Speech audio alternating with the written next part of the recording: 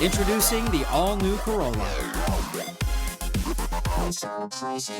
That happened, and I don't want you to find out from the media. It was certainly some of the most explosive testimony in the DeSoto trial so far, as DeSoto's girlfriend, Rihanna Cascio, took the stand, having perhaps the most intimate knowledge of DeSoto's state of mind in the weeks before he allegedly went on a killing spree in the heart of Tumon.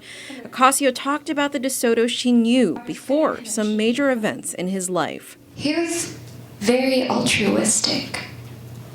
He was very caring. He would help out anyone that was in need. But all that changed, she says, after DeSoto's grandfather died and after she moved off island in October of 2012. Cascio recounted some of the bizarre and disturbing conversations she had with DeSoto through Skype. And he also believed that he had magic in him.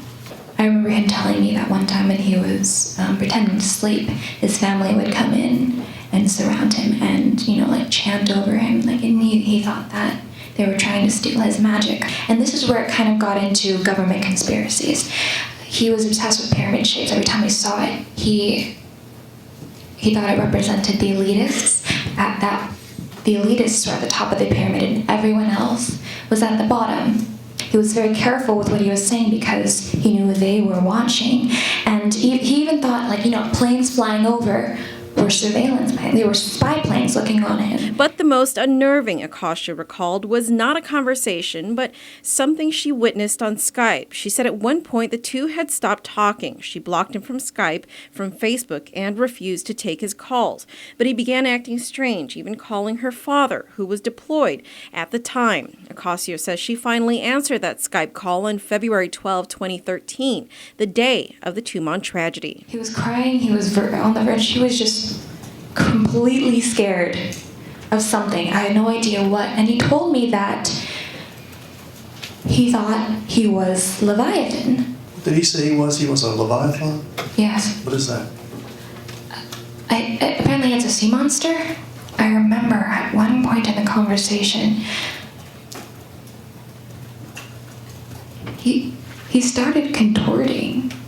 It was really slow, and his arms and head were bending at these weird angles just really slowly.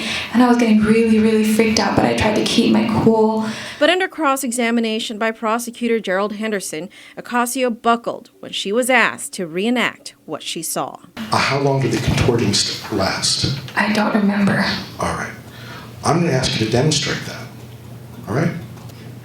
What are you going to ask me to do? I'm going to ask you to have a seat to begin with. And would you please do that?